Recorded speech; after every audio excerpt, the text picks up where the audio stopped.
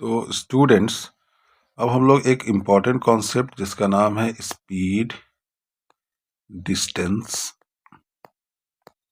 और टाइम की तरफ बढ़ रहे हैं। ये देखते स्टूडेंट का पसीना छूट जाता है कि बाप रे बाप, कैसा सवाल है, बहुत कठिन होगा, मुझसे नहीं बनेगा। पर घबराइए मत, मेरे तरीके को फॉलो करिए, निश्चित बनेगा बेटा। क्योंकि बिना मेहनत किए तो कोई चीज़ बनता नहीं है। पहली बात आप तो ये दिमाग में रख लीजिए। अब मेहनत करना ही पड़ेगा हम लोग को, क्योंकि हमारे पास समय बहुत कम रह गया है।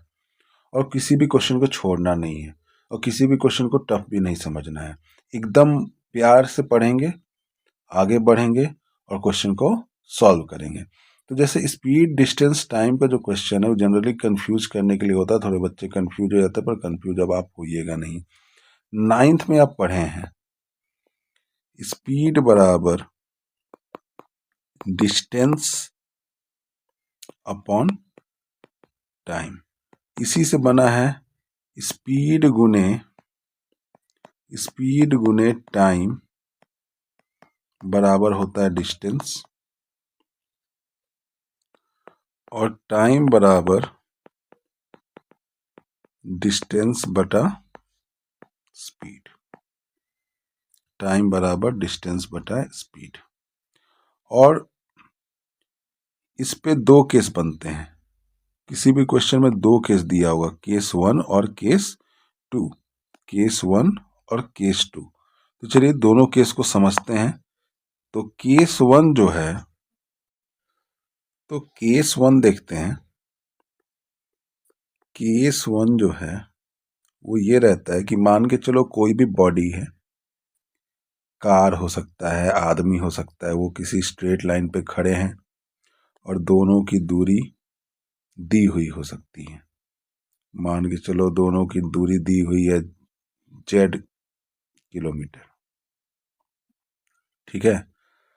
तो पहला केस का कंडीशन ये होगा कि दोनों एक दूसरे की तरफ चल रहे हैं।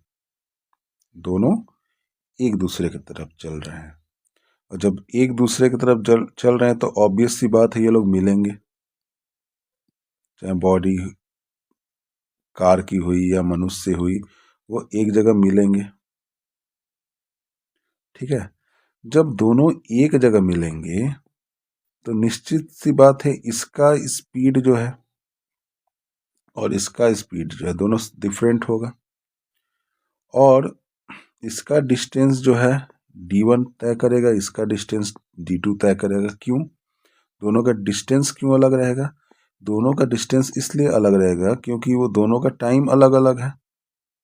भले वो लोग किसी पॉइंट पे मिल रहे हैं, पर ऐसा तो नहीं ना बोल रहा है कि दोनों का स्पीड सेम है। दोनों का स्पीड अलग है, तो दोनों अलग अलग डिस्टेंस तय करेंगे। अगर इसका स्पीड ज़्यादा हुआ तो ये ज़्यादा डिस्टेंस ट्रेवल करेगा। इसका स्पीड कम हुआ तो ये कम डिस्टेंस तक पहुंचेगा। या तो ये इसके पास पहले पहुंच जाएगा, या तो ये इसके पास पहले पहुंच जाएगा। तो दोनों कंडीशन में डिस्टेंस अलग होगा, पर दोनों का डिस्टेंस मतलब d1 प्लस d2 कितना होगा? दोनों का डिस्टेंस कितना होगा? z मीटर होगा। दोनों का डिस्टेंस d1 और d2 कितना होगा? z मीटर होगा। z मीटर होगा दोनों का डिस्टेंस। ठीक है। अब दूसरा केस ये रहता है, केस 2 ये रहता है, दूसरा केस ये रहता है कि दोनों 1 मीटर पे अपार्ट है, मतलब किसी z डिस्टेंस पे है। अब दोनों जो हैं एक ही डायरेक्शन में मूव कर रहे हैं। ठीक है। दोनों एक ही डायरेक्शन में मूव कर रहे हैं, मतलब ये भी इधर ही जा रहा है, ये भी इधर ही जा रहा है। और बताएगा कि मान के चलो t टाइम पे ये लोग आपस में मिल जाएंगे। जब ये लोग t टाइम पे मिलेंगे तो ऑब्वियस सी बात है, हम यहाँ पे देख रहे हैं कि इन दोनों के बीच की दूरी कितनी है? z metre. ठीक है। और ये जो है पहला वाला है आदमी, ये आदमी निश्चित इसका स्पीड ज़्यादा होगा, तभी तो यहाँ पे मिलेगा। और बताया जा रहा मिल रहा है t समय पे, तो इसका जो डिस्टेंस है d1 और इसका जो डिस्टेंस निकलेगा d2, अगर हम d2 का जो डिस्टेंस है यहां से यहां तक, d2 के डिस्टेंस में d1 के डिस्टेंस को घटा दें, मान के चलो d1 यहां तक, यहां से यहां तक होगा, तो हमको ये बचा हुआ डिस्टेंस मिल जाएगा। तो बस इसी कॉन्सेप्ट को लेके चलना है और आपका सवाल दनादन बनना शुरू होगा। तो बिना समय गंवाए चलिए शुरू करते हैं। चलिए, पहला क्वेश्चन बहुत प्यारा सा है, 2023 में पूछा गया। देखिए बेटा, बहुत इंपॉर्टेंट है, लेटेस्ट ट्रेंड में इसी सब टाइप के क्वेश्चंस आएंगे, जिसमें हल्का सा आपका दिमाग का यूटिलाइजेशन होने वाला है।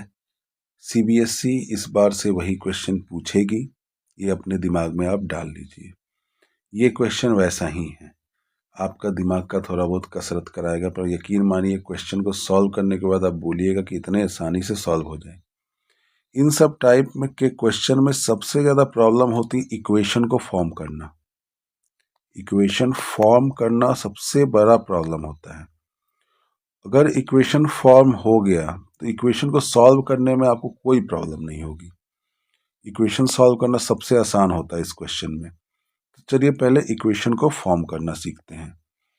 क्वेश्चन को पहले बार बार पढ़ेंगे हम लोग।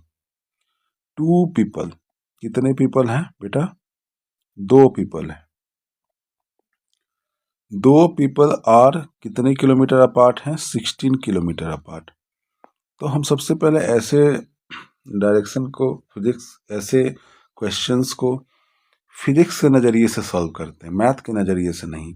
तो फिजिक्स का नज़रिया पहले ये कहता है कि बेटा आप सबसे पहले डायग्राम बनाइए, जो भी क्वेश्चन पूछें उसका एक रफ डायग्राम बनाइए। तो हम देख रहे हैं कि कितने मीटर अपार्ट है? 16 मीटर अपार्ट है, मतलब कोई ना कोई रोड होगा जो कि 16 मीटर अपार्ट होगा। तो ऐसे हम एक रोड बना दिए, ठीक है। और ये रोड किसके लिए बना रहे हैं? केस 1 के लिए, केस 1 के लिए।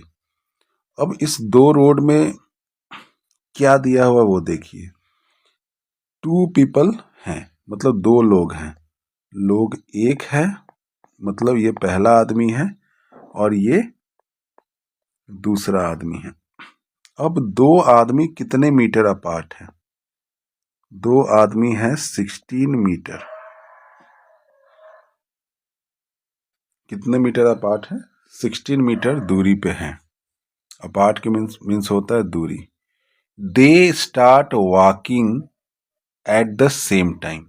अब दोनों जो है वो सेम टाइम पे वॉक करना शुरू कर रहा है। अब किधर वॉक करना शुरू कर रहा है वो देखिए।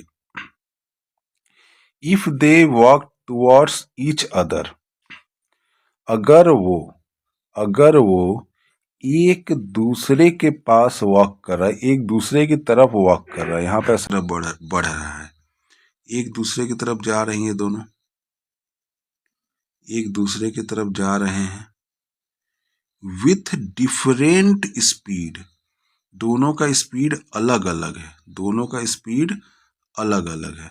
अब स्पीड अलग अलग करने से क्या हो रही है वो हमको ध्यान देना है।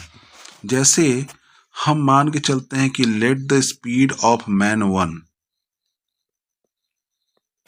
लेट स्पीड ऑफ मैन 1, ये आपका मैन 1 है और ये आपका मैन 2 है। Let the speed of man 1 be x, मतलब इसका स्पीड क्या हो जाएगा? x। और let the speed of man 2 will be y, तो इसका स्पीड क्या हो जाएगा? y हो जाएगा। अब स्पीड अलग अलग करने से क्या होगा? हम जानते हैं कि किसी का भी स्पीड, अगर ये दोनों का स्पीड अलग अलग है तो ये दोनों 16 किलोमीटर में ही चल रहे हैं, बट इसका डिस्टेंस जो होगा वो डिफरेंट होगा और इसका डिस्टेंस हो जाएगा डिफरेंट। और दोनों का डिस्टेंस कितना मिला के हो जाएगा? दोनों का डिस्टेंस हो जाएगा टोटल डिस्टेंस। टोटल डिस्टेंस कितना दिया हुआ है? टोटल डिस्टेंस दिया है बेटा 16 मीटर, ठीक है। टोटल डिस्टेंस कितना दिया 16 मीटर, और मैन 1 का डिस्टेंस D1 है और मैन 2 का डिस्टेंस D2 है, which is equal to 16 metre. अब यहां पे हम एक चीज देखेंगे, स्पीड को क्या माने हैं, स्पीड को माने हैं हम 1 के लिए, स्पीड को कितना माने हैं, स्पीड 1 के लिए हम माने हैं x, स्पीड 2 के लिए क्या माने हैं, स्पीड 2 के लिए क्या माने हैं हम y, 1 के लिए x और 2 के लिए क्या हम लोग मान लिए हैं y। अब देखिए गौर सी बात है, स्पीड 1 है x और स्पीड 2 है y। अब हम जानते हैं कि स्पीड बराबर क्या होता है, स्पीड बराबर होता है बाबू डिस्टेंस अपॉन टाइम, ठीक है। तो यहां से डिस्टेंस दोनों का मिला के कितना हो रहा है 16 मीटर, तो यहां से डिस्टेंस निकल सकता है स्पीड गुने टाइम बराबर डिस्टेंस, यहां पे भी देख रहे हैं स्पीड गुने टाइम बराबर क्या हो जाएगा डिस्टेंस। अब आगे देखिए, they will meet in 2 hour, मतलब दोनों कितने घंटे में मिलेंगे, यहां से यहां तक जाने में, यहां से यहां तक में इनको मिलने में कितना समय लग जाएगा 2 आवर, मतलब टाइम कितना लगेगा, इसका भी टाइम कितना लगेगा 2 आवर, और इसको भी मिलने में कितना लगेगा 2 आवर, मतलब दोनों को 2 ही आवर लग रहे हैं मिलने में। बस स्पीड कम बेसी होगा, किसी का डिस्टेंस ज़्यादा होगा और किसी का डिस्टेंस कम होगा, किसी का स्पीड ज़्यादा होगा किसी का स्पीड कम होगा। ऑब्वियस सी बात है, जिसका स्पीड ज़्यादा होगा उसका डिस्टेंस भी ज़्यादा होगा, क्योंकि वो ज़्यादा डिस्टेंस कवर कर लेगा।